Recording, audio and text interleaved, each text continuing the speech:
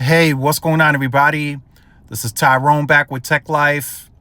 This article comes to you guys from Droid Life. I'll leave a link to it in the description so you guys could check it out. So in life, whether it's personal, business, friends, relationship, whatever the case, you tend to learn your lesson. If there is a failure, a mistake, something went wrong, you tend to learn your lesson. And when you learn that lesson, you normally don't do it again. Or you do it differently where it doesn't turn into a lesson. Well, Verizon continues to make the same mistakes over and over again, and it's becoming redundant. So, yes, the other carriers do it too, but not as aggressive and as blatantly as Verizon has been doing it for quite a while. And they seem to be getting even more aggressive on it. So the title of this article is "Why is Everyone Leaving Verizon?" Right? That of course the title is a bit harsh, and of course not everyone is leaving Verizon. But as of recent, there's been more and more published, not published, but posts on Reddit where consumers are posting that they're leaving Verizon. And there are many comments that are replying to the posts that are also saying they're leaving Verizon. So even though that may not be like thousands and thousands of people that are posting, but it gives you a sense, an idea that people are leaving Verizon. And that's what the article is saying. Verizon customers are explaining why they are leaving. And you guys could check out the article, of course. But we've talked about this for many years. We've talked about it under different leadership at the consumer level, right? Ronan Dunn, Manone. I mean, we talked about it. Now Sampath is in charge. Like I said, to start off the video, the lessons they're not learning. They are not in the position that they once were. So that's changed. That's been changed. So if you offer your customer a loyalty discount that kept them around, if you just take it away and says it has an expiration on it, of course they're going to leave now. So that's just, what happened. So did that cause them to reverse their decision? Quite possible. I made a post about that on X, by the way. I said, if you want to prove a point to Verizon, vote with your wallet, move, leave. What happened? Verizon reversed their decision. But at that time, the damage was likely done. Right? People are already upset. They're like, no, I'm leaving. I'm not calling customer care again. I'm not going through all that again. I'm just going to leave and find a better deal or move to another carrier. So it's rough. I won't be surprised if Verizon comes in at the next quarter earnings at a 0.95, 0.96. Won't surprise me one bit. But when is the lesson going to be learned? When is enough enough? That's something that Verizon, the executive leadership, the board, they will have to get together and figure it out. Someone has to speak up. Sampath tried the 80-20 split. He tried 80% volume. 80% balance sheet, 20% volume. If that's not working, if they don't see a big enough change in the numbers, somebody needs to speak up. And they need to say, hey, we need to go a different path. And maybe they already have, and maybe they haven't been able to, right? Because that could happen when you have other leaders to report to, and you might have a good idea, it could get shut down where you just can't do it anymore, or where you can't initiate your plan. Quite possible.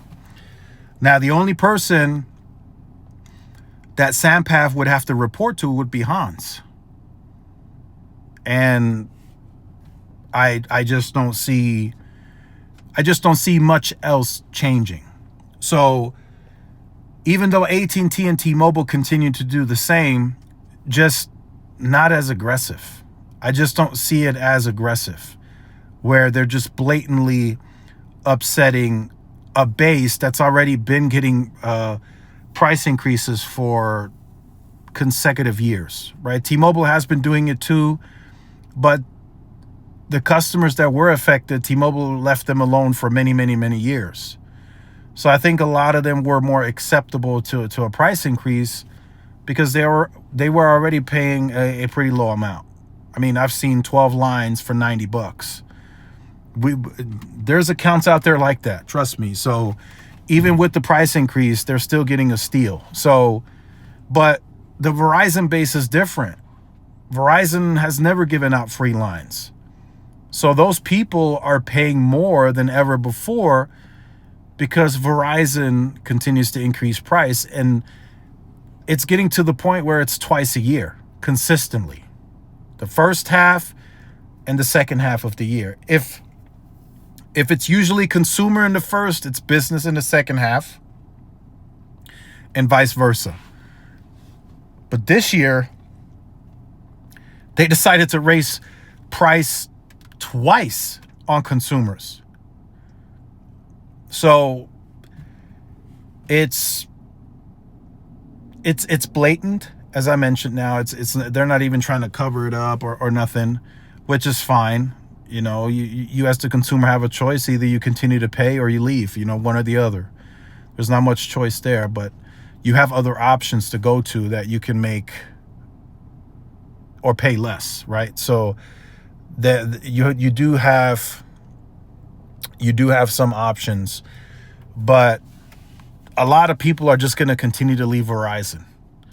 That bleeding is not going to stop. Even if Verizon turns the corner and turns positive, let's say 20, 30,000 ads for a quarter, they're still losing customers at a high clip, and I don't see churn going down much if they continue to move this way. I can see their churn remaining 0.89, 0.9, 0.91, and I don't think they care anymore.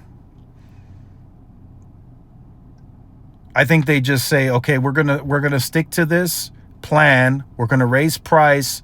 We're gonna call it a churn bubble, as they have done in the past, because the leadership hasn't changed too much. And we'll just tell the market once the churn bubble is over, we'll try to return to trying to become the lowest churn player in the market. And then while they're saying that, they raise price again, right? So it's just a cycle that Verizon is in that they just have to get out of. It's not, I just don't see it working long term. Long term, I just don't see that plan working. And long term, I mean, 10 years from now, I don't see Hans being part of Verizon anymore. I see a new leadership there, and I think they're gonna operate and run the company a lot differently than today. So it's going to be interesting to see what Verizon does. But in the short term, they're going to have to answer some questions, because they're going to continue losing customers, and if they're trending down, something's got to give, right? And it has to be reviewed and talked about.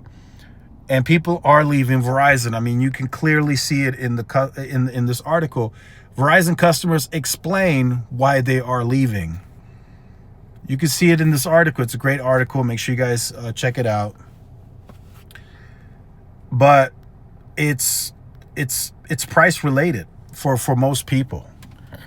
I don't think it's much so network related. There's some churn network related, but many people that are with Verizon joined Verizon because of the best network perception. So a lot of people are willing to pay the Verizon price, but it's getting out of control. And then you have T-Mobile boasting about having the best network now. So it's bringing a lot of confusion to the market. A lot of people are probably saying, well, why am I paying all these high prices with Verizon when T-Mobile now has the best network? I mean, all of that, I guarantee, is being discussed at the dinner table. So it's going to get very, very interesting. But for now, why is everyone leaving Verizon? Right? That's a strong point. You know, of course, again, not everyone is leaving, but there's a good amount of customers that are leaving on a quarterly basis. And Verizon really has not stopped the bleeding. We've given them a chance.